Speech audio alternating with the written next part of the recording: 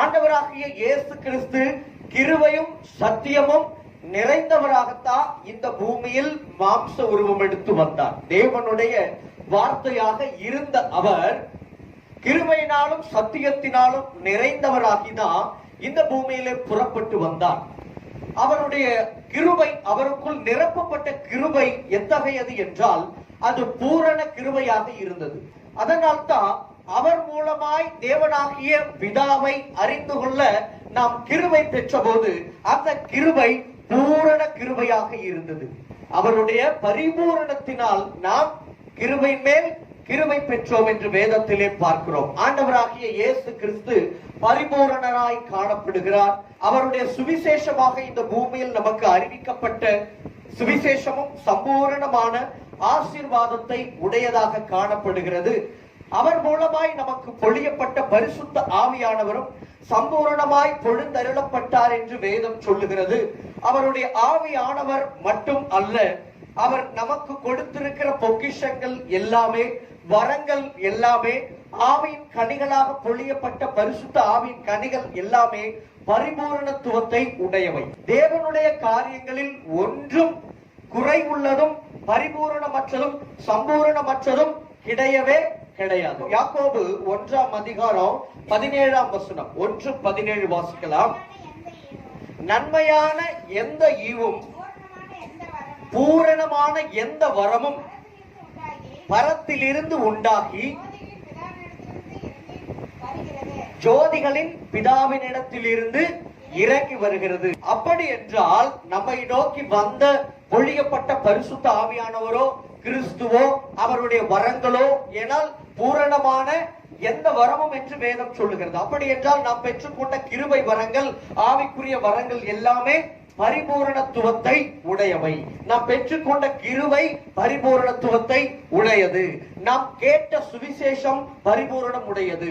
நாம் கேட்ட சுவிசேஷ சத்தியம், கேட்டுக்கொண்டிருக்கிற சத்தியங்கள் எல்லாமே பரிபூரணத்துவத்தை உடையவை. ஏனென்றால் வேதம் தெளிவாய் சொல்லுகிறது, நன்மையான எந்த ஈவும் பூரணமான எந்த வரமும் ஜோதிகளின் பிதாவினிடத்தில் இருந்து வருகிறது. ஜோதிகளின் பிதாவினிடத்தில் இருந்து வருகிறதான எந்த நன்மையும் எந்த வரமும் பூரணத்துவம் உடையது. அப்படிப்பட்ட பூரணத்துவங்களை பெற்றுக்கொண்ட நாம் எதிலும் குறைவுள்ளவர்களாக காணப்படவே கூடாது என்பது தேவனுடைய விருப்பமாய் இருக்கிறது. நமக்குள் நிரப்பப்பட்ட ஆவி, நமக்குள் வைக்கப்பட்ட கிறிஸ்துவானவர், நமக்கு கொடுக்கப்பட்ட பொக்கிஷங்கள், வரங்கள், கனிகள் எல்லாமே நம்முடைய தேவன் எல்லாமே பரிபூர்ணமாய் இருக்கும் பொழுது நாம் மட்டும் பரிபூர்ணமற்றவர்களாக இருக்கக்கூடாது என்பது தேவனுடைய சித்தம் கிடையாது. ஹல்லேலூயா. ஆகிலும் நாம் எல்லோரும் பரிபூர்ணம் உடையவர்களாக காணப்படவில்லை. அவர் சகலத்தையும் நமக்கு கீழ்ப்படுத்தினார் என்று சொல்லப்பட்டாலும் சகலமும் நமக்கு கீழ்ப்பட்டிருக்க காணவில்லை என்று சொல்லி எபிரேயரில் பார்க்கிறோம். அதே போல அவர் சகலத்தையும் நமக்கு பரிபூர்ணமாக கொடுத்து விட்டார். கிறிஸ்துவுக்குள் நீங்கள் பரிபூர்ணம் உள்ளவர்களாக இருக்கிறீங்க என்றெல்லாம் வேதம் சொன்னாலும் கூட நாம் சகலத்திலும் பரிபூர்ணம் உள்ளவர்களாக காணப்படவில்லை. பரிபூர்ணங்களை இன்னும் அவரிடத்தில் இருந்து பெற்றுக்கொள்ள முடியவில்லை. நன்மையான ஈவுகளை இன்னும் முழுமையாய் பெற முடியவில்லை. பூரணமான வரங்களை இன்னும் பெற்றுக்கொள்ள முடியவில்லை. அப்படி என்றால் இவற்றை நமக்கு கிடைக்க விடாமல் தடை செய்கிற காரியங்கள் இருக்கின்றன. அந்த தடை செய்கிற காரியங்களை பற்றித்தான் நாம் இந்த நாளிலே பார்க்க போகிறோம். முதலாவது அடிப்படையான காரியம் நம்முடைய வசனத்தின் படியே பொறுமையானது பூரண கிரியை செய்ய கடவுள். நமக்கு அருளப்பட்ட பரிபூரணங்களில் எல்லாவற்றிலும் நாம் பங்கு பெற்றுக் கொள்ள வேண்டும் என்றால் பொறுமையில நாம முதலாவது பூரணம் அடைய வேண்டும். ஹல்லேலூயா. தேவனாகிய கர்த்தர் நமக்கு எதை கொடுத்தாலும் ஒரு நிபந்தனையோடு தான் நமக்கு கொடுப்பார். அவர் நமக்கு எல்லாவற்றையும் கொடுக்கிறேன் என்று சொல்லுகிறார், கொடுத்தும் விட்டார். ஆனால் இவற்றை நாம் பங்கு பெறுவதற்கு, இவற்றை நாம் அடைந்து கொள்வதற்கு நம்மிடத்துல ஒரே ஒரு பூரணத்தை கர்த்தர் எதிர்பார்க்கிறார். பொறுமையில் ஒரு கிறிஸ்தவன் பூரணம் அடைய வேண்டும். ஹல்லேலூயா. பொறுமையிலே நாம் பூரணம் அடையாமல் நம்முடைய வாழ்க்கையிலே கிறிஸ்தவனாக எனக்கென்று கர்த்தர் நியமித்த பூரணங்களில் எல்லாம் என்னால பங்கு பெற்றுக் கொள்ள முடியாது, சுதந்திரித்துக் கொள்ள முடியாது. ஹல்லேலூயா.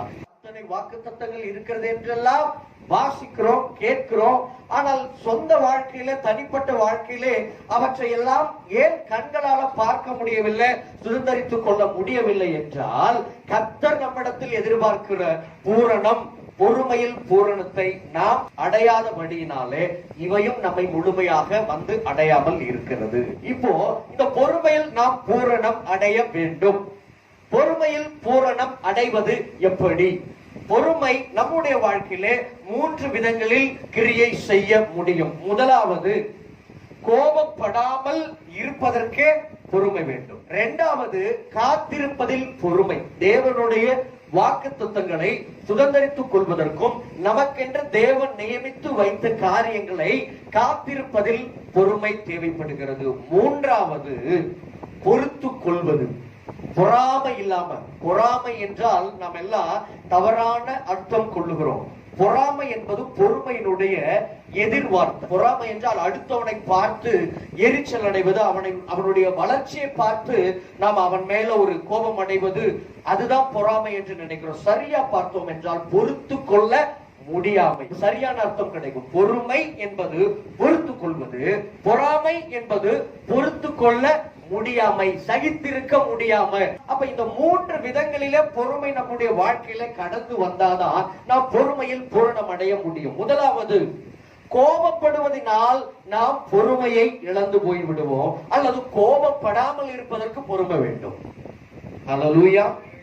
கோபப்படாமல் இருக்க வேண்டும் என்றால் பொறுமை வேண்டும். பொறுமையை இழந்தால் கோபப்பட்டு விடுவோம். அப்போ பொறுமை பூரணம் அடைய வேண்டும் என்றால் கோபத்தை நம்முடைய வாழ்க்கையில் இருந்து எடுத்து போடாம நம்மளால பொறுமையை நாம பூரணம் அடையவும் முடியாது.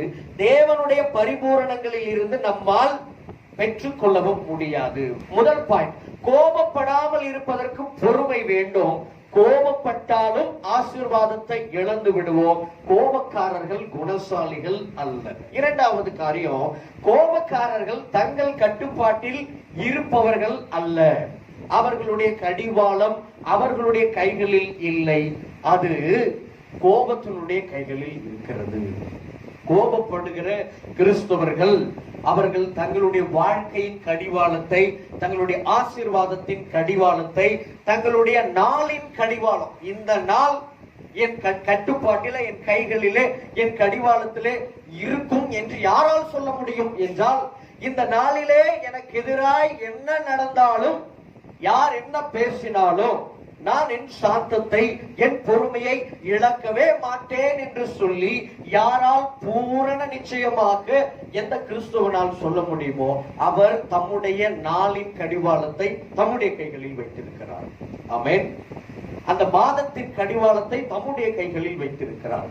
காலங்களையும் வேலைகளையும் வருடங்களையும் தம்முடைய கைகளில் வைத்திருக்கிறார். ஆனால் சூழ்நிலையை பொறுத்து தான் நான் கோபப்படுவதோ கோபப்படாமல் இருப்பதோ, நீங்க எதிரில் இருக்கிறவர்கள் பேசுகிற வார்த்தையை பொறுத்து தான் நான் கோபப்படுவதோ கோபப்படாமல் இருப்பதோ, நீங்க எனக்கு எதிராக என்ன ஆயுதத்தை எடுக்கிறீர்கள், எப்படி செயல்படுகிறீர்கள் என்பதை பொறுத்து தான் நான் கோபப்படுவதும் கோபப்படாமல் இருப்பதும் என்று நாம் சொல்வோமாகில், நம்முடைய கடிவாளம் எதிரில் இருக்கிறவர்களுடைய வாயில் இருக்கிறது, எதிரில் இருப்பவர்களுடைய நடவடிக்கைகளில் இருக்கிறது, எதிரில் இருப்பவர்கள் நமக்கு எதிராக எடுக்கிற ஆயுதங்களில் இருக்கிறது, அல்லது என்னை சுற்றி நடக்கிற சூழ்நிலையில் நடக்கிற காரியங்களில் என்னுடைய கடிவாளம் இருக்கிறது. அல்லேலூயா. அப்படி என்றால் என்ன அர்த்தம் என்றால், இவைதான் என்னை இயக்குகிறது. எவர்கள் தேவனுடைய ஆவியினால் நடத்தப்படுகிறார்களோ அவர்கள் தேவனுடைய புத்திரராய் இருக்கிறார்கள் என்று வேதம் சொல்லுகிறது.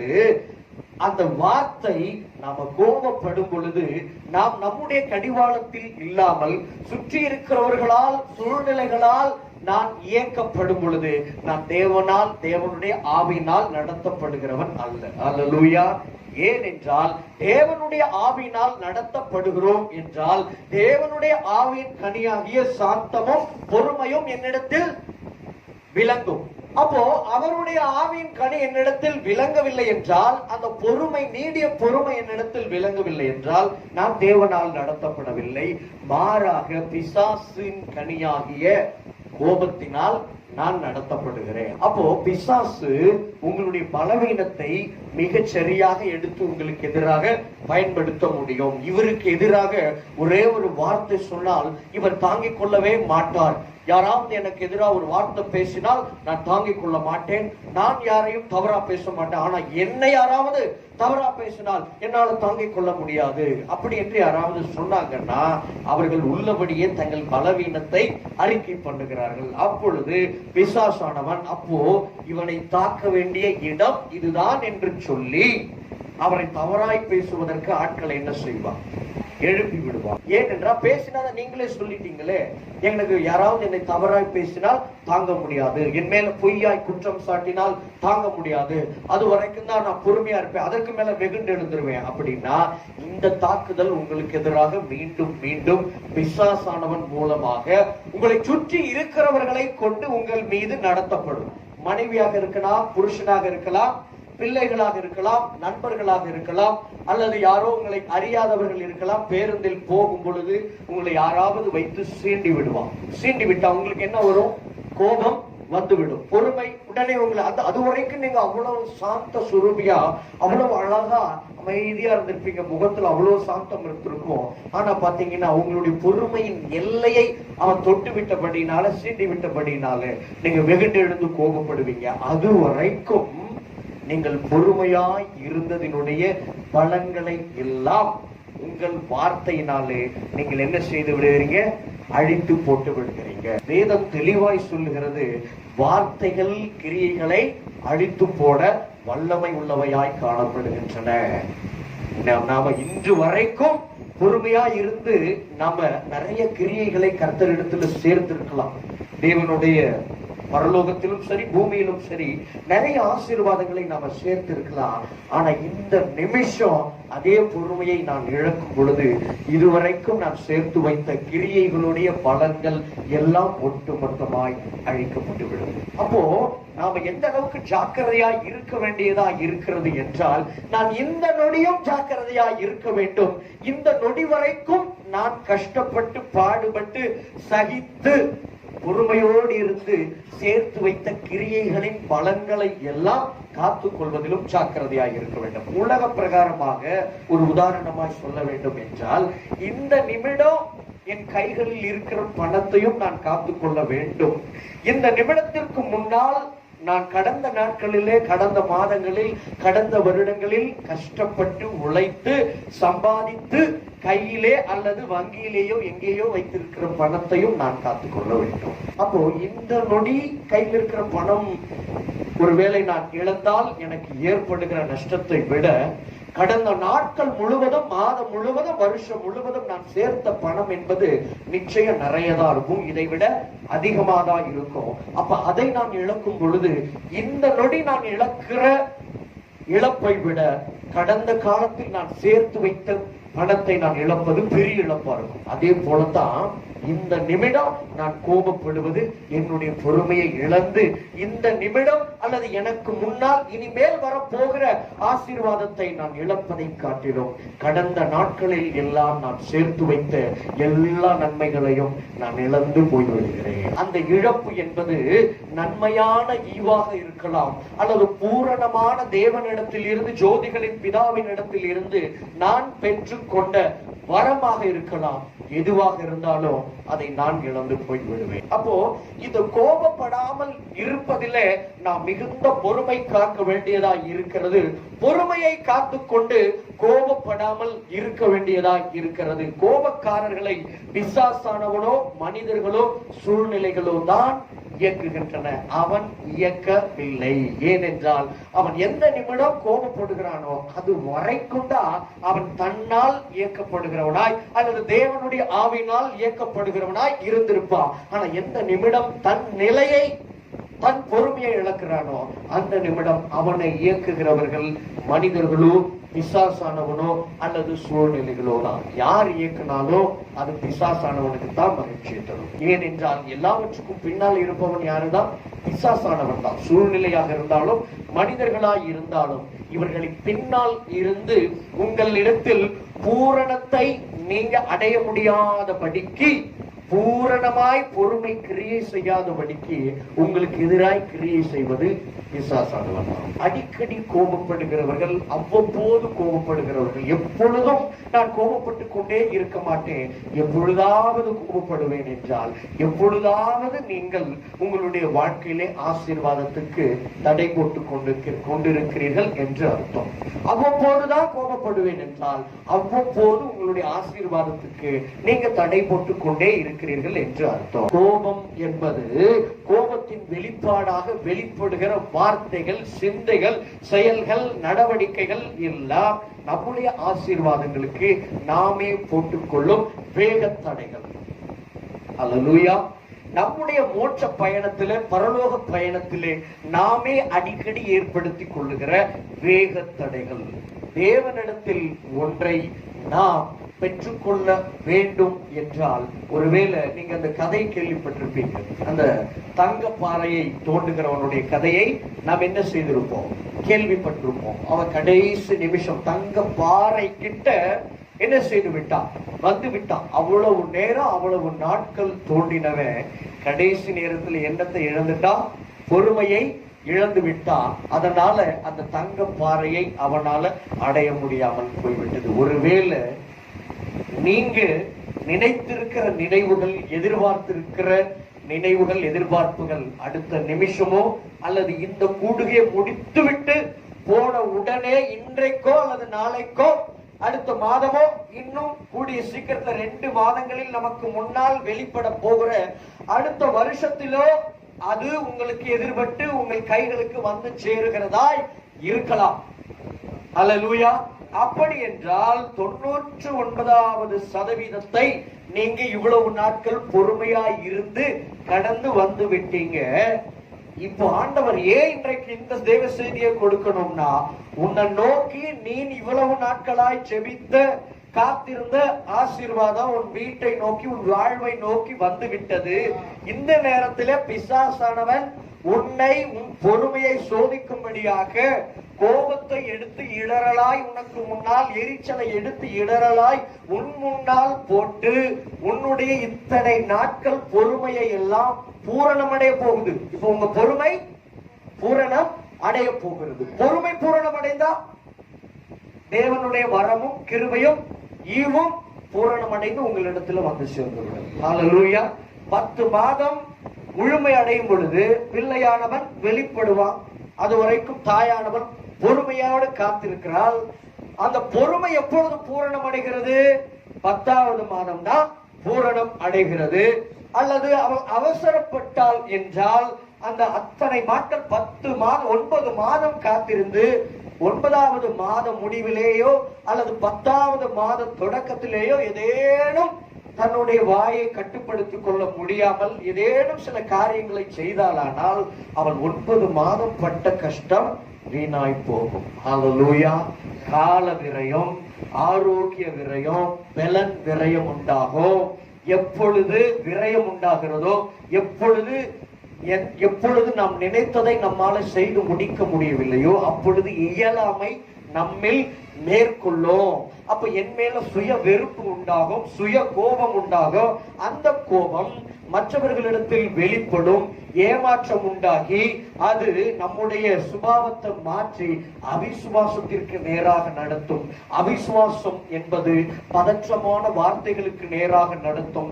பதற்றம் வார்த்தைகளில் வெளிப்படும் பொழுது, அவிசுவாசம் வார்த்தைகளில் வெளிப்படும் பொழுது, கோபம் வார்த்தைகளில் வெளிப்படும் பொழுது இன்னும் என்னுடைய ஆவிக்குரிய வாழ்க்கையும் இம்மைக்குரிய வாழ்க்கையும் சேதத்தினால் நிறைந்து போகும். அல்லேலூயா.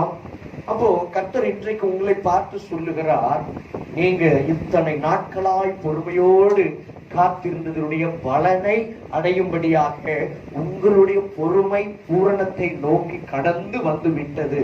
இந்த நேரத்திலே மிகுந்த எச்சரிக்கையாய் இருந்து அந்த பொறுமையை 100% பூரணம் அடைய விட்டு விட்டால் அப்ப இன்னும் எத்தனை காலம் என்றால் கடைசி நேரத்திற்கு நேராக கடந்து வந்து விட்டோம். இன்னும் கொஞ்சம் பொறுமையோடு காத்திருந்தால், இன்னும் கொஞ்சம் பொறுமையோடு சகித்தால். சகிப்பு என்ற வார்த்தை பயன்படுத்தப்படுகிறது என்றாலே சகிப்புத்தன்மைக்கு ஏதுவான எதிரான சூழ்நிலையோ மனிதர்களோ உங்க வாழ்க்கையில இருக்கிறார்கள் என்று அர்த்தம். அல்லேலூயா. எங்க சகிப்புத்தன்மை தேவைப்படுகிறது, எங்க பொறுமை தேவைப்படுகிறது? எதிரான பொறுமை கோபத்தை தூண்டுகிற மனிதர்களும் சகித்துக் கொள்ள முடியாத அளவுக்கு உங்களை உபத்திரவப்படுத்துகிற மனிதர்களும் சூழ்நிலைகளும் உங்க வாழ்க்கையில இருந்தாதானே உங்களுக்கு பொறுமையா இருக்க வேண்டிய அவசியமும் சகித்துக் கொள்ள வேண்டிய அவசியமும் தேவைப்படுகிறது. அல்லேலூயா.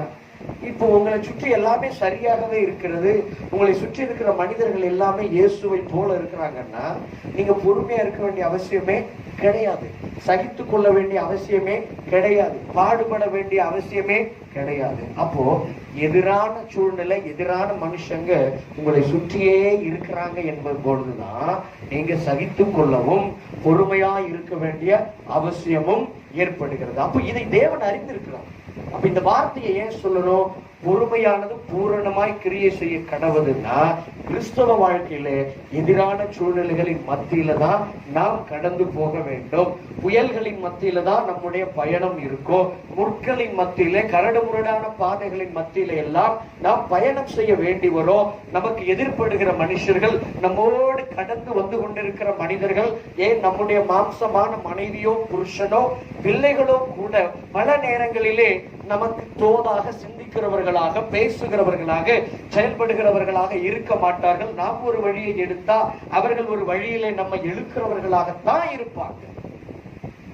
இதற்கும் மத்தியிலும் உங்களை, உங்கள் விசுவாச கப்பலை நடத்துகிறது எதுவென்றால், கரையை நோக்கி உங்களை நடத்துகிறது எதுவென்றால், அந்த கப்பலை சரியாக திசை நோக்கி நடத்துவதற்கு பயன்படுத்தப்படுகிற காரியமும் மாலுமியும் போலத்தான் உங்களுக்கு பொறுமை.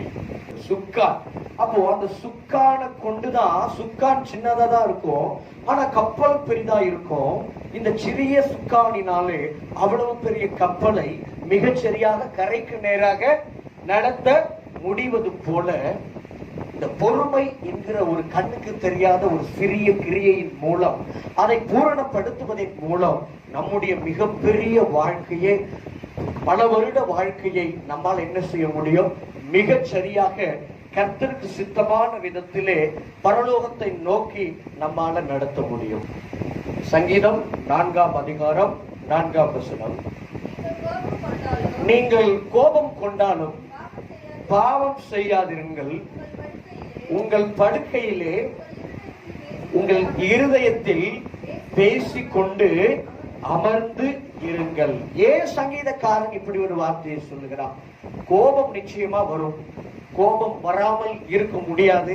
ஏனென்றால் நான் ஏற்கனவே சொன்னது போல கோபத்தை உண்டாக்குகிற மனிதர்களும் சூழ்நிலைகளும் எதிரான காரியங்களும் நம்முடைய வாழ்க்கையிலே இருந்து கொண்டிருக்கின்றன, இருக்கும். அப்போ கோபத்தை ஏற்படுத்துகிற காரியங்கள் நடக்கும், கோபமும் உண்டாகும். ஆனாலும் கோபப்படும் பொழுது நீங்க பாவம் செய்யாதபடிக்கு உங்கள் இருதயத்திலே பேசிக்கொண்டு அமர்ந்திருங்கள் என்று சொல்லுகிறார். ஏன் இருதயத்தில் பேசிக்கொண்டு அமர்ந்திருக்க சொல்லுகிறார் என்றால், வாசிக்கலாம். பிரசங்கி 5ஆம் அதிகாரம் 6ஆம் வசனம். உன் மாம்சத்தை பாவத்துக்குள்ளாக்க உன் வாய்க்கு இடம் கொடாதே, அது புத்தி பிசகினால் செய்தது என்று தூதனுக்கு முன் சொல்லாதே. தேவன் உன் வார்த்தைகளினாலே கோபம் கொண்டு உன் கைகளின் கிரியையை அழிப்பானே. நல்லா கவனிங்க. ஏன் சங்கீதக்காரன் இருதயத்துக்குள்ள கோபம் வந்தாலும் இருதயத்துக்குள்ள பேசிக்கொண்டு அமர்ந்தீர்கள் ஏன் சொன்னான் என்றால், கோபம் வரும் பொழுது வாயினாலே பேசி விடாதீங்க, வாயினாலே பேசி விடாதீர்கள் என்று சொல்லத்தான் இருதயத்தில் பேசுங்கன்னு சொன்னார். அதுதான் நீங்க இப்ப பிரசங்கில பார்க்கிறோம். உன் மாம்சத்தை பாவத்துக்குள்ளாக்க உன் வாய்க்கு இடம் கொடாதே. ஹல்லேலூயா. அப்ப கோபம் வந்து விட்டது. ஆனா கோபம் என்ன செய்யும் என்றால் இருதயத்தை இப்போ நிரப்பி விட்டது. இருதயம் நிரம்பி விட்டால், இருதயம் நிறைவடைந்தால், அதன் பிறகு அது வாயினாலே இருதயத்தில் என்ன இருக்கிறதோ அது வாயின் வழியாக நிரம்பி வழிய தொடங்கும். இருதயத்தின் நிறைவை வாய் பேசும்னா என்னன்னா, நிரம்பிட்டாலே என்னவாகும்? தழும்ப ஆரம்பிக்கும், வழியவும் தொடங்கிவிடும். நம்முடைய இருதயத்திலே எது நிரம்புகிறதோ, எது நிரம்பி வழிகிற அளவுக்கு நிரம்புகிறதோ அது வெளிப்பட்டு விடும். அப்படியே ஒரு பாத்திரம் இருக்கிறது என்றால் அந்த பாத்திரத்துல தண்ணீரை நிரப்ப நிரப்ப நிரப்ப அது முழுமை அடையும் பொழுது நிரம்பி வழிய தொடங்கும். அப்படியே இருதயத்தில் எது நிரம்பி அதிகமாய் நிரம்ப தோடுகிறதோ அது வாயின் வழியாய் வழிய தொடங்கும். பாத்திரத்தின் வாய் தண்ணீரை வழிய பண்ணும். இருதயத்தின் வாய் எதுதாங்க? வாய் தான். இருதயத்திற்கே வாய் எதுதான்? நம்முடைய உதடுகளினால் கூடிய வாய் தான். அப்போ நல்ல கவனிங்க, இருதயத்துக்குள்ளே பேச தொடங்கி விடுங்க. ஏன்னா இப்ப இருதயம் உந்துகிறது, தள்ளுகிறது. இந்த வார்த்தையை பேசு, இந்த கிரியை செய், விடாதே, உன் கோபத்தை வெளிப்படுத்து, வார்த்தைகளினால் வெளிப்படுத்து, கைகளினால் வெளிப்படுத்து என்று தூண்டும் பொழுது அந்த இருதயத்தோடு அந்த இருதயத்துக்குள்ளே நான் பேச வேண்டும். இப்ப நான் பேச வேண்டியது, எனக்குள்ளாக கோபம் நிரம்பி வழியும் பொழுது நான் பேச வேண்டியது மனிதர்களோடு அல்ல, மாறாக என்னோடு, என் இருதயத்தோடு, என் இருதயத்துக்குள்ளாக நான் பேச வேண்டும். மாறாக என் இருதயத்துக்குள்ளாக பேசி என் இருதயத்தை நான் சாந்தப்படுத்த நான் முயற்சி எடுக்காமல், என்னுடைய இருதயத்தினுடைய நிறைவுக்கு ஏற்றபடி எல்லாம், என் இருதயம் என்னை ஏவுகிறதற்கு ஏற்றபடி எல்லாம் நான் இடம் கொடுக்கும் பொழுது அது வாயின் மூலமாக வெளிப்படும். எப்பொழுது இருதயத்தின் நிறைவாகிய கோபம் வாயின் மூலமாக வெளிப்பட்டு விடுகிறதோ அப்பொழுது என் முழு மாம்சமும் பாவத்திற்கு இடம் கொடுத்து விடுகிறது. முழு மாம்சமும் பாவம் செய்யவில்லை, ஆனால் இந்த ஒரே ஒரு உறுப்பு, இந்த உதடுகள், இந்த வாய் பாவம் செய்யும் பொழுது ஒட்டுமொத்த மாம்சமும் கரைப்பட்டு போய்விடுகிறது. சரி, ஒட்டுமொத்த மாம்சமும் கரைப்பட்டால் என்னவாகிறது என்றால், இந்த மாம்சத்தினுடைய பலத்தினால அதனுடைய ஒரு உறுப்பாகிய கைகள் செய்த நற்கிரியைகள் எல்லாம் ஒரே நிமிஷத்துல அழிக்கப்பட்டு போய்விடுகிறது. மாம்சம் கரைப்பட்டு விட்டது. எதனால கரைப்பட்டது? வார்த்தையினால் கரைப்பட்டது. ஒரே ஒரு உறுப்பினாலே, அங்கத்தினாலே, அவயத்தினாலே ஒட்டுமொத்த மாம்சமும் கரைப்படுகிறது. இப்ப நல்ல கவனிங்க, ஒரு நற்கிரியை செய்யும் போது கை மட்டும் செய்து அப்படின்னா கைக்கு பலன் எதனால உண்டானதுங்க? ஒட்டுமொத்த மாம்சமும் பலத்தை கைக்கு கொடுக்கிறது. ஒட்டுமொத்த மாம்சத்தினால என்னால ஒரு வேலையை செய்ய முடியாது. ஒவ்வொரு வேலையும் ஒரு உறுப்பினால் செய்யப்பட வேண்டும். ஆனால் அந்த ஒரு உறுப்பு வேலை செய்வதற்கு ஒட்டுமொத்த உறுப்புகளும் என்ன செய்ய வேண்டும்? ஒத்துழைக்க வேண்டும். அப்ப கை ஒரு வேலையை செய்துன்னா கையோடு சேர்ந்து என்னுடைய உடல் தான் அங்கே வேலை செய்தது. அப்ப கையினால் நான் செய்த நற்கிரியைகளை எல்லாம் என்னுடைய வாயின் வார்த்தைகள் அழிக்கிறது என்றால், என்னுடைய மாம்சத்தினால நான் செய்த அத்தனை நற்கிரியைகளும் அழிக்கப்பட்டு போகிறது. அதைத்தான் இங்க வேத வசனத்துல பார்த்தோம். தேவன் உன் வார்த்தைகளினாலே கோபம் கொண்டு உன் கைகளின் கிரியையை அழிப்பானே. பாவம் செய்தது வாய், அந்த வாயினால கரைப்பட்டது மாம்சம். ஆனா அந்த மாம்சம் ஏற்கனவே செய்த நற்கிரியைகளை எல்லாம் கர்த்தர் அழித்து போடுகிறாரு. அந்த நிமிஷம் செய்த கிரியையை தானே கர்த்தர் அழிக்கணும். ஏன் அந்த மாம்சம் ஏற்கனவே சேர்த்து வைத்த நன்மையான கிரியைகளை எல்லாம் தேவன் ஏன் கோபம் கொண்டு அழிக்கிறார் என்றால், இது இப்படித்தான் ஒவ்வொன்றோடு ஒன்று இணைக்கப்பட்டிருக்கிறது. ஹல்லேலூயா. ஆவிக்குரிய வாழ்க்கையில நாம ஒன்ன தொட்டேன்னா அது ஒன்றோடு மட்டும் முடியவே முடியாது. அந்த ஒன்று எங்கெங்கோ தொட்டு நமக்கு பக்க விளைவுகளையும் பின் விளைவுகளையும் ஏற்படுத்தும். அப்ப கோபம் வந்தது, இருதயத்துக்குள்ள வந்தது. இருதயம் பாருங்க, உடனே இருதயத்தோட முடிந்து போயிடுச்சா? இல்ல, இருதயம் வாயோடு தொடர்பு படுத்தி வாயை பாவத்துக்குள்ளாக்குகிறது. சரி, வாயோடாவது முடிந்து போயிட்டா என்றால் வாயோடு முடியவில்லை. மாம்சமே இப்பொழுது கரைப்பட்டு நிற்கிறது. சரி, மாம்சத்தோடு முடிந்து தீர்ந்து போயிடுச்சா? மாம்சத்துக்குள்ள மட்டும் கர்த்தர் ஏதாவது ஒரு நோயை கொடுத்தாருன்னா, அல்லது அந்த நேரத்துல கையில் எங்கேயாவது அடிபடும்படியா ஒரு சின்ன காயத்தை கொடுத்தாரா? அப்படி இல்லை. அப்படி என்றா கூட அந்த நிமிஷம் ஏதோ தண்டனையை அனுபவிச்சோம் உணர்ந்தோம்னு போயிடலாம். ஆனா பாருங்க, இந்த மாம்சத்தின் மூலம், இந்த கைகளின் மூலமா நான் ஏற்கனவே செய்து வந்த கிரியைகளை எல்லாம் தேவன் கோபம் கொண்டு ஒரே நிமிஷத்துல அழித்து போட்டு விடுகிறார். அப்போ நமக்கு கோபம் வரும், எரிச்சல் வரும். அதெல்லாம் சூரியன் அஸ்தமிக்கிறதற்கு முன்னாக உங்கள் எரிச்சல் அஸ்தமிக்க கடவுது. வாசிக்கலாம், எபேசியர் 4ஆம் அதிகாரம் 26ஆம் வசனம். நீங்கள் கோபம் கொண்டாலும் பாவம் செய்யாதிருங்கள், சூரியன் அஸ்தமிக்கிறதற்கு முன்னாக உங்கள் எரிச்சல் தனிய கடவுது. அப்போஸ்தலனாகிய பவுல் தனிய கடவுதுன்னு சொல்றாரு. நம்ம ரைமிங்கா சொல்லணும்னா, சூரியன் அஸ்தமிக்கிறதற்கு முன்னாக உங்கள் எரிச்சல், உங்கள் கோபம் அஸ்தமிக்க கடவுது. அவராவது சாயங்காலம் வரைக்கும் டைம் கொடுக்குறாரு. நான் என்ன சொல்லுவேன்னா, சாயங்காலம் வரைக்கும் கூட நேரம் கிடையாது. சாயங்காலத்துக்குள்ள இயேசு வந்துட்டாருன்னா வசனம் தான் சொல்லிருக்கு, சாயங்காலத்துக்குள்ள சூரியன் அஸ்தமிக்கிறதுக்குள்ள என்னுடைய எரிச்சல் தனிஞ்சா போதும்னா, இப்ப நாம பேசிக்கொண்டு இருக்கிற இந்த வேலைக்கும் சாயங்காலத்துக்கும் இடையிலேயே கிட்டத்தட்ட ஹாஃப் டே இருக்கு. அப்படின்னா இந்த ஹாஃப் டேக்குள்ள இயேசு 4 மணிக்கு 3 மணிக்கு வந்தாருன்னா, எரிச்சலா இருக்கிற உங்களை, இன்னும் கோபம் தனியாத உங்களை அவர் என்ன செய்ய மாட்டாரு, எடுத்துக்கொள்ள மாட்டாரு. ஏனென்றால் எரிச்சலும் கோபமும் யாருடைய இருதயத்தில் இருக்கிறதோ அங்கே அது பரிசுத்தமாய் தேவனுடைய கண்களில் காணப்படாது. அவருடைய பார்வையிலே அது கரையாக, பிழையாகத்தான் காணப்படும். மற்ற எல்லா காரியங்களிலும் அவர்கள் பரிசுத்தமாய் காணப்பட்டாலும், வெள்ளை பேப்பர்ல எப்படி ஒரு கருப்பு புள்ளி நம்ம கண்களுக்கு கரையாக, பிழையாக தெரிகிறதோ, அப்படி நம்முடைய வாழ்க்கையில எல்லாமே பரிசுத்தமாய் வெள்ளையாய் காணப்பட்டாலும், அந்தந்த நேரங்களிலே நம்முடைய இருதயத்தில் காணப்படுகிற கோபமும் எரிச்சலும் தேவனுடைய கண்களுக்கு முன்பாக கரையாக, பிழையாக காணப்பட்டு நம்முடைய ஆசீர்வாதத்தை, பூரண ரட்சிப்பாகிய வருகையிலே நாம் எடுத்துக்கொள்ள முடியாதபடிக்கு நம்மை தடுத்து போட்டுவிடும்.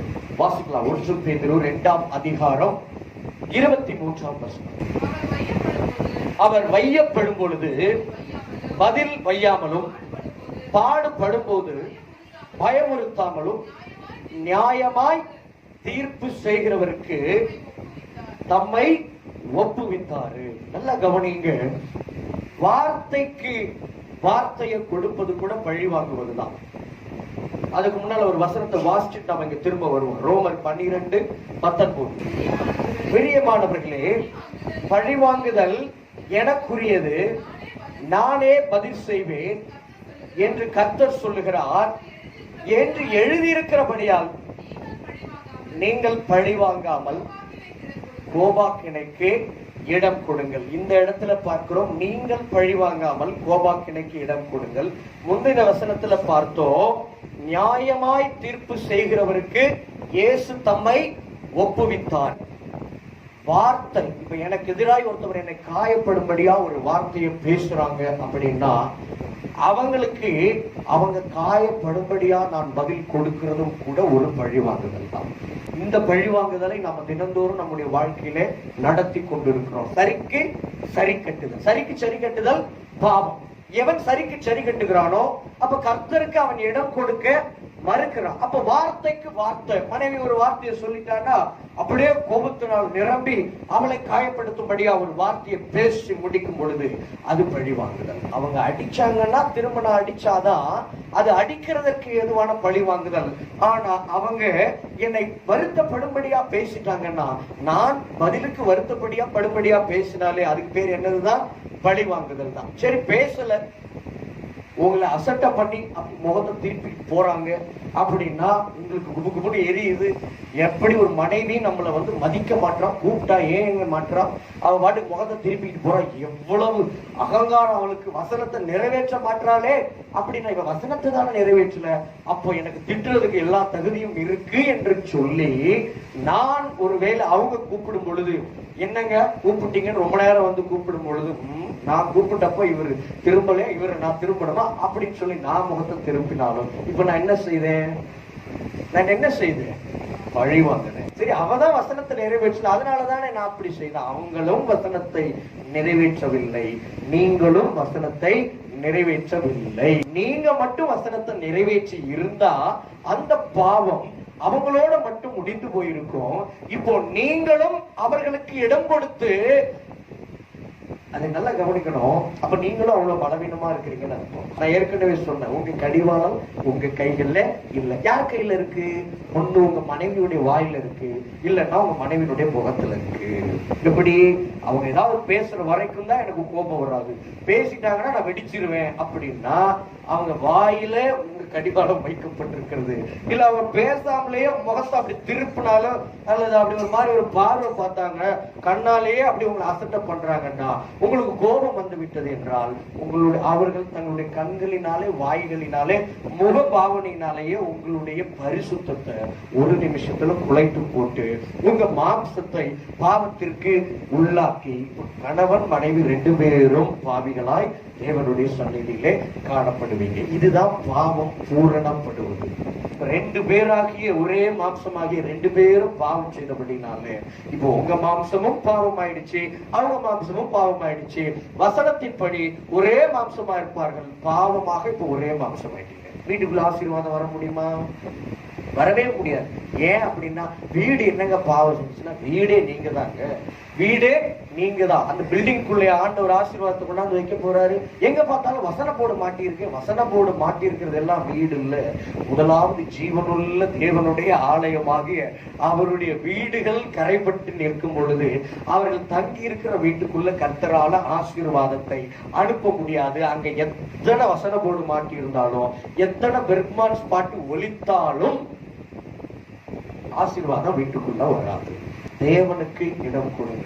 நான் கோபாக்கினைக்கு கர்த்தர் என்னை வேதனைப்படுத்துகிறவர்களுக்கு, என்னோட போராடி என்னை காயப்படுத்துறவங்களை நான் ஒன்னும் செய்யாம நான் பதிலுக்கு நான் தேவ மனுஷன், என்கிட்ட நீ மோதன அப்படின்னா நான் எந்த வசனத்துக்கு எதிராக பேசுறேன்? என்ன தேசுவானவரை வேதம் என்ன சொல்லுது? 1 Peter 2:23 அவர் வையப்படும் பொழுது பதில் வையாமலும் பாடுபடும் போது பயமுறுத்தாமலும். நான் யார் தெரியுமான்னு இயேசு ஒரு நாளும் சொல்லவில்லை. அவரு நியாயமாய் தீர்ப்பு செய்கிற தேவனுக்கு எல்லாவற்றையும் ஒப்புவித்து விட்டு அமைதியா இருந்தாரு. அதனால தேவன் அவருக்காக யூதர்களிடத்தில் யுத்தம் செய்தார். அப்போ நம்முடைய கோபம் தேவனுடைய நீதியை என்ன செய்யாதுங்க? நடப்பிக்கவே நடப்பிக்காது. நல்லா புரிஞ்சுக்கணும். நான் உபத்திரவ நாட்களில் இருந்த காலங்களில் எல்லாம் ஆவியானவரினோடு பேசினது எல்லாம் என்ன கோபப்படுத்துகிற சூழ்நிலைகள் டெய்லி எனக்கு எதிராக நடந்துகிட்டே இருக்கும். டெய்லி நடக்கும். டெய்லி உச்சகட்டமா உபத்திரவப்படுத்துவாங்க. அப்ப ஆவியானவரினோடு பேசி சொல்லுவது எல்லாம், நீ பதில் பேசினா நான் பேச மாட்டேன், நீ சத்தம் வரக்கூடாது, சத்தம் வரக்கூடாது, அமைதியாரு, என்ன பேசினாலும் என்ன செய்தாலும் அமைதலாரு, அமைதியாரு, பொறுமையோட தாங்கிக்கோ. நாம தாங்க நாம பொறுமையா இருக்கதா கர்த்தர் போய் யுத்தம் செய்வார். ஹல்லேலூயா. கர்த்தர் போய் செயல்படுவார். கர்த்தரை நாம விடாம நம்மளே யுத்தம் பண்ணுற வரைக்கும் நம்முடைய வாழ்க்கையில யுத்தங்களுக்கு முடிவு என்பது கிடையவே கிடையாது. ஹல்லேலூயா. அது ஆண்டவரை அசட்டை பண்ணுவதற்கு சமம், ஆண்டவரை அவமானப்படுத்துவதற்கு சமம். ஏன் என்றால் என்னுடைய வாழ்க்கையை நான் பூரணமாய் அவர் கைகளில் ஒப்பு கொடுத்துட்டேன், இனிமேல் நீங்க தான் எல்லாம் என்று நான் ஜெபத்துல சொல்லுவது உண்மைனா, ஆராதனை பாடல்களிலே நான் ஒன்றுமில்லை நீர்தான் எனக்கு எல்லாம், நீர்தான் எல்லாம், இன்னைக்கு வர பாட்டு எல்லாம் அப்படிதான் வருது. நான் ஒன்றுமில்லை நீர்தான் எல்லாம், நீர்தான் எல்லாம். அதெல்லாம் வாயின் வார்த்தையில பாடலோட நிக்க கூடாது. நீர்தான் எல்லாம் என்று சொல்லுகிறோம் என்றால் அவர் போய் யுத்தம் செய்ய, அவர் செயல்பட நான் அனுமதிக்க வேண்டும். ஹல்லேலூயா. யாராவது ஒண்ணு பேசினாங்கன்னா பதில் பேசக்கூடாது. மெதுவான தகுந்த உத்தரவு இருந்துச்சுன்னா பதில் சொல்லலாம். இல்ல அவங்க நம்மை கோபப்படுத்த வேண்டும் என்று பேசுகிறாங்க, நம்மை பாவத்திற்குள்ளாக்கும்படியாக தூண்டுகிறாங்க என்றால் நம்ம பேசக்கூடாது. முகத்தினாலே நம்மை வேதனைப்படுத்தும்படியாக முகத்தை திருப்புறாங்க, அற்பமாய் பார்க்கிறார்கள் என்றால் நாம் அமைதலாய் இருந்தால், நம்மை ஒதுக்கினால் புறக்கணித்தால் நாம் அமைதலாய் இருக்கும் பொழுது தேவன் புறப்படுவார். ஹல்லேலூயா. 100% அவருக்கு இடம் கொடுத்தோம்னா 100% கிரியை செய்வாரு. 50% அவருக்கு இடம் கொடுத்தோம்னா 50% கிரியை செய்வாரு. 10% தான் உங்களுடைய வாழ்க்கையில அவர் கிரியை செய்ய, அவர் நீதியை நடப்பிக்க நீங்க இடம் கொடுக்கிறீர்கள் என்றால் அவ்வளவுதான் உங்களால கிரியை செய்ய முடியும். ஹல்லேலூயா. ஒரு பிரச்சனைய நான் சந்திப்பேன், நானே சரி செய்வேன் என்று நான் இறங்கினா அந்த பிரச்சனை இன்னும் இன்னும் இன்னும் பெரிய பிரச்சனையா மாறுமே ஒழிய அது சரியாகவே அமைதலாய் மட்டுமே முடியவே முடியாது. ஆண்டவருக்கு இடம் கொடுக்கணும், ஆண்டவரை அனுப்பணும், ஆண்டவரிடத்துல பேசி உம்முடைய கைகளில் ஒப்பு கொடுக்கிற, நீர் புறப்பட்டு போ, நீர் பேசும், பேச வேண்டிய இடங்களில பேசும், கிரியை செய்ய வேண்டிய இடத்துல கிரியை செய்யுங்க ஆண்டவரே, உம்முடைய நீதியை நடப்பியும் கர்த்தாவே என்று சொல்லி நாம் ஒப்பு கொடுக்க வேண்டும். மனுஷருடைய கோபம், என்னுடைய கோபமும் உங்களுடைய கோபமும் ஒரு நாளும் கர்த்தரை செயல்பட விடாது. அப்படின்னா என்ன அர்த்தம்னா, உங்க கோபம் கர்த்தருடைய நீதிக்கு கடிவாளம் போடும் என்று அர்த்தம். அவர் கிரியை செய்ய முடியாது. அவர் துடிப்பாரு, என் பிள்ளை இப்படி வேதனைப்படுகிறானே என்று சொல்லி தன் கைகளை எடுப்பாரு, தான் பேச தீர்மானித்து அவர் கிளம்புறது உங்களுடைய முன் கோபம் சடுதியா நீங்க அதற்குள்ள அவரை விட வேகமாய் பாய்ந்து ஒரு காரியத்துல செயல்படும் பொழுது அவருடைய கைகளை நீங்கள் கட்டி போடுகிறீங்க உங்களுடைய கோபத்தினாலே. மனுஷருடைய கோபம் தேவனுடைய நீதியை ஒரு நாளும் நடப்பிக்க மாட்டாது. ஆமென். அப்படி இன்னும் தெளிவா சொல்லணும்னா, அவருடைய இடத்தை நான் பறித்துக் கொள்வது. நல்லா கவனிக்கணும். ஒரு உதாரணமா சொல்றேன். இப்போ உங்க பையனை பக்கத்து வீட்டு பையன் அடிச்சுட்டான் அப்படின்னு சொல்லி உங்க பையன் வந்து உங்க இடத்துல கம்ப்ளைண்ட் பண்றான்னு வச்சுக்கோங்க.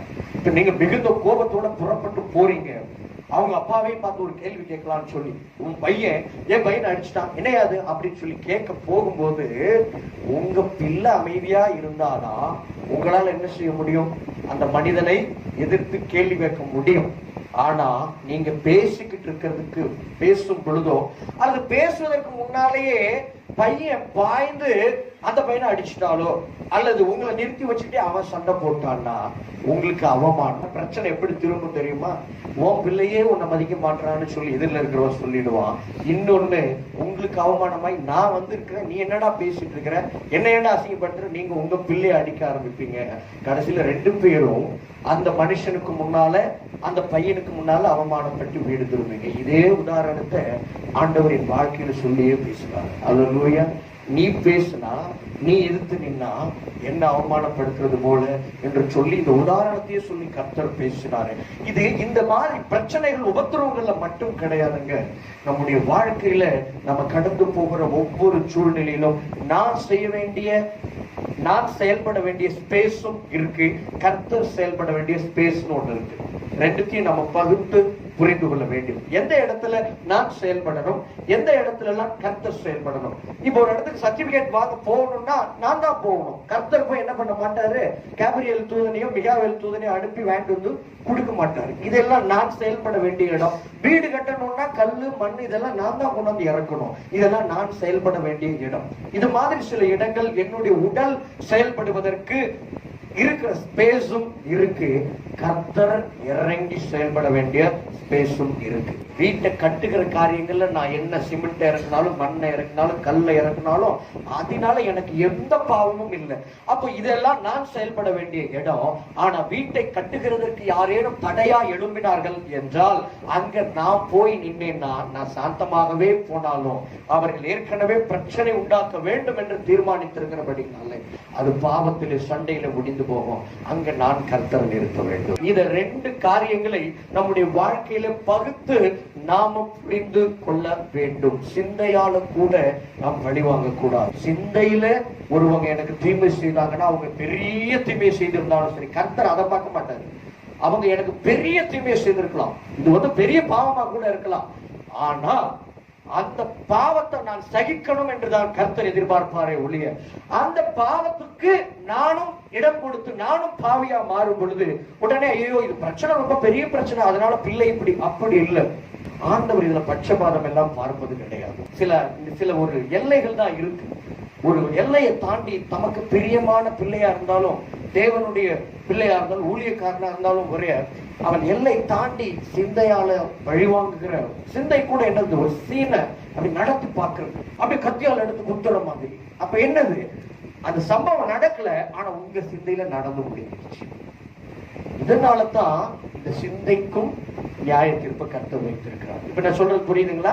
ஏன் சிந்தைக்கு, ஏன் யோசனைகளுக்கு, ஏன் எண்ணங்களுக்கு கர்த்தர் நியாய தீர்ப்பு வைத்திருக்கிறார்னா, அந்த சம்பவம் உலகத்தின் பார்வையில நடக்கல, ஆனா தேவனுடைய பார்வையில என் இருதயத்துல நடந்து முடிந்து விட்டது. அப்ப இருதயத்துல, சிந்தையில கூட நான் ஒருவரை பழி வாங்க கூடாது. கோபம் கொண்டு இருதயத்தில் சிந்தையில பேசலாம். என்ன பேச்சு? அமைதிப்படு, பொறுமையாயிரு என்று சொல்லி அப்படித்தான் பேசணுமே ஒழிய சிந்தைக்குள்ளவே உள்ளுக்குள்ளேயே பேசி உன்னை என்ன செய்யற பாரு. நைஜீரியா நாட்டுல நடந்த சம்பவம். ஒரு பாஸ்டர் அவருடைய மனைவிக்கும் அவருக்கும் வாக்குவாதம் உண்டான போது அவங்க மனைவி அவரை அரைஞ்சிட்டாங்க. நல்ல கவனிங்க, நமக்கு எதிராக நடத்தப்படுகிற காரியம் எவ்வளவு மோசமானதா வேணா இருக்கலாம், ஆனா கர்த்தர் அதை பார்க்கல. நாம பதிலுக்கு என்ன செய்யறோம் என்பதை கர்த்தர் ரொம்ப பார்க்கிறார் என்பதற்கான சம்பவம் இது. மனைவி அறைந்தது பெரிய பாவம். ஒரு கணவனையே அறைகிற அளவுக்கு, அது ஒரு தேவ மனுஷனையே அறைகிற அளவுக்கு அவங்க போயிட்டாங்க. அவரால் தாங்க முடியல, பதில் பேச முடியாம உள்ளுக்குள்ளேயே அந்த துக்கத்தை, கோபத்தை அடக்கி கொண்டு அவர் தன்னுடைய காரிலே பயணம் செய்கிறார். அவர் என்ன சிந்தித்தார் என்றால், இனி இந்த மனுஷனிடத்துல பேச்சு வைத்துக் கொள்ளக்கூடாது, பேசக்கூடாது. இதெல்லாம் ஒரு கோபமா, சிந்தனையா அப்படின்னு கேக்குறீங்களா? இதெல்லாம் டெய்லி நாங்களும் எங்க வீட்டுக்காரர் திட்டும் போதெல்லாம் இனிமே இந்த ஆள்கிட்ட பேச்சுவார்த்தை வச்சுக்க கூடாது நாங்க நினைக்கிறது தான். எங்க மனைவி காயப்படுத்தும் பொழுதெல்லாம் நாங்களும் நினைக்கிறது, நானும் நினைக்கிறது தான். இதெல்லாம் ஒரு பெரிய பாவமானா, நல்ல கவனிங்க, எந்த நேரத்துல கர்த்தர் நம்ம எடுப்பார்னு தெரியாது. அதனால ஜாக்கிரதையா இருக்கணும். கார்ல போறாரு, திடீர்னு ஒரு ஆக்சிடென்ட் ஆகுது. அந்த பாஸ்டருக்கு ஆக்சிடென்ட் ஆகி அவர் கிட்டத்தட்ட உயிர் போகிற சூழ்நிலைக்கு தள்ளப்படுகிறார். அவரை ஆம்புலன்ஸ்ல ஏற்றி கொண்டு போகிறாங்க. அப்ப அவருக்கு நன்றாக தெரிந்து விட்டதா, அவர் கண்கள் திறக்கப்பட்டு அவர் ஆவிக்குள்ளாகிறார். அவருடைய ஆவி போய் நிற்கிறது. இப்ப பரலோகத்தில் அவருக்கு இடமில்லை என்பதை தெரிந்து கொள்ளுகிறார். அப்ப தூதன் ஒவ்வொருவரா நிறுத்தி பேசிக் கொண்டிருக்கிறான். அப்ப பேசும் பொழுது இவருக்கு தெரிகிறதா, இவர் சாகும் பொழுது தன் மனைவிக்கு விரோதமான சிந்தையோடு, அவளை மன்னிக்காத சிந்தையோடு போய்கொண்டிருந்த நேரத்துல ஆக்சிடென்ட் நடந்ததுனால அவர் பரிசுத்தம் இல்லாதவராய் காணப்பட்டபடினால அவரை ஏற்றுக்கொள்ள முடியாதுன்னு சொல்றாங்க. அப்போ தூதன் சொல்லுகிறான், உன் பாவத்தை எல்லாம் நீ அறிக்கை செய்ய, நீ பிழைக்க மாட்டாய் என்று சொல்லும் பொழுது அந்த பாஸ்டர் தன்னுடைய பாவத்தை எல்லாம் அந்த ஆம்புலன்ஸ்லேயே அறிக்கை செய்து அவர் கதறி அழுது கண்ணீர் விட்டு செபித்துக் கொண்டிருக்கிறாரு. கொஞ்ச நேரத்துல பாஸ்டர் இறந்து போகிறாரு. அதற்கு பிறகு அவருடைய பாடி ஒரு ஹாஸ்பிட்டல்ல வைக்கப்பட்டிருக்கிறது. அவங்களுடைய மனைவி 80 கிலோமீட்டர் தூரத்தில் இருக்கிறாங்க. அழுது புரண்டு கொண்டு வேதனையோடு, நல்ல கவனிங்க, அடிச்சவங்க இப்ப சுத்திகரிக்கப்பட்டுட்டாங்க. ஏன்? அந்த பாவத்தை நினைச்சு அவங்க வரும்பொழுது அழுது கண்ணீர் விட்டு கொண்டே வருகிறாங்க. அவங்க சுத்திகரிக்கப்பட்டவர்களாய் வருகிறாங்க. அதற்கப்புறம் நடந்தது ஒரு பெரிய விசுவாச போராட்டம். ஆண்டவர் அவர்களுக்கு ஒரு தரிசனத்தை காண்பித்து உன்னுடைய கணவனை ஜெர்மன் நாட்டில் இருந்து இப்படி ஒரு ஊழியக்காரனுடைய மீட்டிங் இந்த சர்ச்சில் இத்தனை கிலோமீட்டர் தூரத்துல நடக்கு, அங்க கூட்டிட்டு போ, அங்கே அவன் பிழைப்பான் என்று சொல்லி கர்த்தர் தரிசனமாய் காண்பித்த பொழுது அவள் போய் தன்னுடைய கணவனை அடக்கம் பண்ண விடமாட்டேன், என்னுடைய கர்த்தர் எனக்கு இப்படி ஒரு தரிசனத்தை காண்பித்தாரு, நான் என் கணவனை கூட்டிக் கொண்டு போகிறேன் என்று சொல்லி அத்தனை பேரிடத்திலும் போராடி அவருக்கு லேபிள் எல்லாம் போட்டாங்க. அவருடைய முடிவை அவர் அந்த நாட்டுல அவருக்கு சர்டிபிகேட் எல்லாம் கொடுத்துட்டாங்க. இறந்துட்டாரு, அடக்கம் பண்ணலாம் என்று சொல்லி பிணங்களோடு பிணமாய் அவருடைய உடம்பு வைக்கப்பட்டிருக்கிறது. இந்த அம்மா போராடி என் பொறுப்பில் எடுத்துக் கொள்ளுகிறேன் என்று சொல்லி பல கிலோமீட்டர்கள் டிராவல் பண்ணி கூட்டிக் கொண்டு போய் அந்த குறிப்பிட்ட சர்ச்சுக்கு கீழே வந்ததுக்கு அப்புறம் அங்க ராணுவ பாதுகாப்பு எல்லாம் போடப்பட்டிருக்கிறது. ஏனென்றால் அந்த பாஸ்டருடைய மீட்டிங்கிற்கு லோக்கல்ல இருக்கிற முஸ்லிம் தீவிரவாதிகள் மூலமா பிரச்சனை என்று தெரிந்த உடனே ராணுவ பாதுகாப்பு போடப்பட்டிருக்கிறது. உள்ளே விட மறுக்கிறாங்க.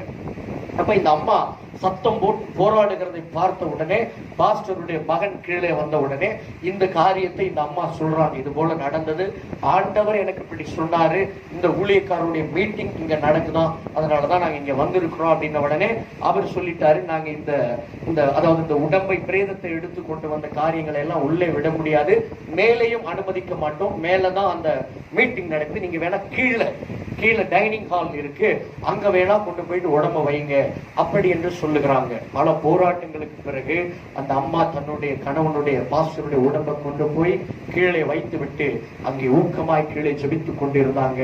மேல நடக்கிற ஊழியக்காரர் இப்போ விசுவாசத்தோடு இருக்கிறவர்களுக்கு கர்த்தர் உயிர்ப்பிக்கிறார் என்று சொல்லி தன்னை அறியாமல் வார்த்தையை பேசும் பொழுது இந்த பாஸ்டர் 7 முறை தும்மி அவர் உயிர்த்தி எழுந்தார். ஹல்லேலூயா. உண்மையா நடந்த சம்பவம். அவரே இன்னைக்கு உலகத்துல பெரிய சாட்சியா இருக்கிறாரு. அப்போ அவர் எழுந்த பொழுது அவருக்குள்ள அவர் குதிக்கிற மாதிரி புறப்பட்டு போன்னு சொல்லி ஆண்டவர் ஜாக்கிரதையா இனிமே இரு அப்படின்னு சொல்லி அவருக்கு வார்னிங் கொடுத்து அவர் அனுப்பி வைக்கிறாரு. அவர் எழுந்து குதித்தாராம். அப்போ அதற்கு பிறகு அந்த மீட்டிங் நடத்தின பாஸ்டர் ஜெர்மனிக்கு கடந்து போய் விட்டார்.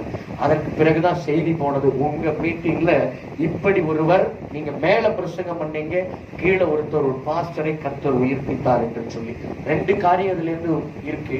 விசுவாச காரியம் என்பது 2வது. ஆண்டவர் பார்த்து கிருபையா அந்த பாஸ்டருக்கு உயிர் கொடுத்தாரு. ஆனா நாம இதுல தெரிந்து கொள்ள வேண்டியது முதல் காரியம், இந்த சின்ன சின்ன மனஸ்தாபத்தோடு தான் நாம ஒவ்வொரு நாளும் வீட்டை விட்டு புறப்படுகிறோம். கிருபையா ஒவ்வொரு நாளும் வீடு திரும்பிடுறோம். நல்ல வேலை, ஒரு வேலை இந்த பாஸ்டருக்கு நடந்தது போல நான் இந்த நினைவோடு போகும் பொழுதே எனக்கு ஏதாவது ஒண்ணு நிகழ்ந்தா என்னுடைய ஆத்மாவின் நிலை என்ன? அவர் அநேக தரிசனங்களை பார்த்திருக்கிறார். அந்த தரிசனங்கள் எல்லாம் அவர் புத்தகமா வெளியிட்டிருக்கிறாரு. அப்போ நமக்கு விரோதமாய் மனைவி அடிப்பது என்பது பெரும் பாவம் தான்.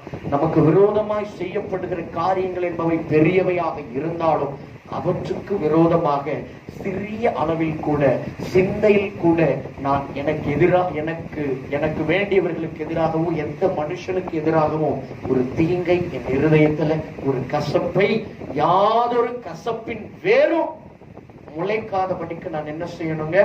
ஜாக்கிரதையா இருக்கணும். ஹல்லேலூயா. ஒரு சிறு வேர் தானே, அவன் பேசுறது நியாயம் தானா? கர்த்தாவே உங்களுக்கு இதெல்லாம் தெரியாதா? நீங்க இதெல்லாம் ஆதரிக்கிறீங்களா? அப்ப அவளை நீங்க ஆதரிக்கிறீங்களா என்று பேசுகிற, வாதம் பண்ணுகிறதை எல்லாம் விட்டு விட்டு இது கர்த்தருடைய வேதம் இப்படித்தான் சொல்லுகிறது. ஹல்லேலூயா. கர்த்தருடைய வேதம் குறைவற்றது, அது பூரணமானது. அந்த பூரணத்துல இருக்கிற ஒரு வசனம் சொல்லுது, பொறுமையானது பூரண கிரியை செய்யணும். ஆமென். இப்ப நான் சொன்ன சிந்தையின் காரியம் என்பது 1% தான். ஆனா 99% நீங்க உங்க வாழ்க்கையில எல்லா காரியங்களிலும் இதை விட பெருசெல்லாம் என் புருஷன்கிட்டே நான் தாங்கிட்டேங்க, இதை விட பெருசெல்லாம் இந்த மனுஷன் எனக்கு செஞ்சதெல்லாம் இருக்குங்க, அதையே நான் மன்னிச்சிட்டீங்கல்ல. 99% இவ்வளவு உபத்திரவங்களை தாங்கிட்டீங்கல்ல. இந்த ஒரே ஒரு சதவீதம் தினந்தோறும் நம்மை காயப்படுத்துகிற பேச்சு வாக்குல சும்மா அப்படி கேஷுவலா பேசும்போது ஒருவருக்கு ஒருவர் மேல உண்டாகிற கோபம், வருத்தம், என்ன இப்படி பதில் சொல்லிட்டா, என்ன இப்படி அசட்டையா பதில் சொல்றா, என்ன இப்படி வேகமா பேசுறா, துணி முதற்கொண்டு பிரச்சனை ஆகுது இன்னைக்கு. ஆமாதான் இல்லைங்களா? ஒரு துணி, என்ன ஒரு மனைவியா இந்த துணியில பேசுறா அப்படின்னு முதற்கொண்டு எல்லாமே இன்றைக்கு சிறு சிறு காரியங்களாய் மாறி நமக்கு உள்ள ஒரு கோபத்தை, ஒரு கசப்பை உண்டாக்கி விட்டு விடுகிறது. அப்ப இது என்னதான் செய்யறது அப்படின்னா, ஆண்டவராகிய இயேசு கிறிஸ்து அடிமையின் ரூபம் எடுத்தது போல திருமண வாழ்க்கையில இருக்கிற நாம அடிமையின் ரூபம் எடுக்காம, இன்னைக்கு இங்க இருக்கிற ஆல்மோஸ்ட் எல்லாருமே திருமணமானவங்க தான். நம்ம ரோமன் கத்தோலிக்க ஃபாதருங்க மாதிரி இருந்தா, புத்த திருவி மாதிரி இருந்துட்டா பிரச்சனையே கிடையாது.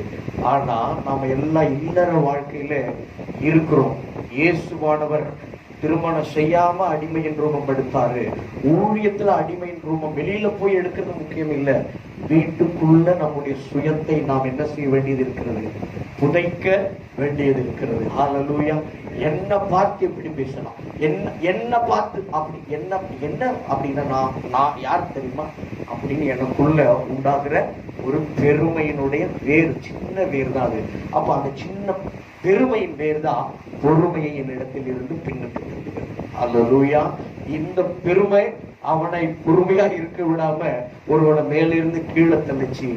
அதே பெருமை கொஞ்சம் எழும்புச்சுன்னா அது என் பொறுமையை பின்னால் தள்ளி என்னை சிந்தையில, வார்த்தையில, கிரியையில, நடக்கையில எப்படியாவது பாவம் செய்ய பண்ணி என்னுடைய பொறுமையை பூரணம் அடைய விடாம, அது பூரணம் அடைய போகும் போதெல்லாம் பூரணம் அடைய போகும், அப்ப அந்த நேரம் பார்த்து 1% பாவம். அப்படி ஒரு கல்ல டக் டக் டக் டக்குன்னு தூக்கி போட்டா நல்லா இப்பதான் தண்ணி அப்படியே தெளிஞ்சு அப்படியே தழும்பாம இருக்குதுங்க அப்படின்னு சந்தோஷப்படுற நேரத்துல பிசாசு என்ன செய்வான், இந்த மாதிரி கூட இருக்கிற யாரையாவது வச்சு ஒரு கல்லு டக்குனு தூக்கிட்டான், உடனே மறுபடியும் தண்ணினாகும் இதாகுதா, இது உள்ள என்ன இருக்குன்னு பார்க்க முடியுது. இதுதான் அல்லேலூயா. இந்த ஒரு கல்ல தூக்கி எறிகிற வேலைதான் உங்க வாழ்க்கையில உங்க பொறுமைக்கு எதிராக நடக்கிறது. அந்த ஒரு கல்லைக்கும் இடம் கொடுக்காம அது தூக்கி போட்டாலும் எந்த சலனமும் எனக்கு இருக்காது. ஏனென்றால் என் ஆண்டவரே அடிமையின் ரூபம் எடுத்தாரு. பூமியில மனிதனாய் வாழ்ந்த பொழுது நானும் அடிமையின் ரூபம் எடுப்பேன். எந்த வார்த்தையும் என்ன பாதிக்காது, எந்த முகபாவனையும் என்ன பாதிக்காது, எந்த செயலும் என்ன பாதிக்காது. இதெல்லாம் என்ன பாதிக்குதுன்னா நான் எவ்வளவு பலவீனமா இருக்கிறேன். கர்த்தர் என்ன பார்த்து ஏதாவது ஒண்ணு சொன்னா அதுதான் என்னை பாதிக்கும். வேத வசனம் ஏதாவது என்னை பார்த்து கண்டிச்சா அதுதான் பாதிக்கும். மனுஷர்கள் சொல்வதற்கெல்லாம் நான் பாதிக்கப்பட மாட்டேன் என்றால் நான் ஸ்திரமாய் இருக்கிறேன். என்னால தொடர்ந்து ஓட முடியும்.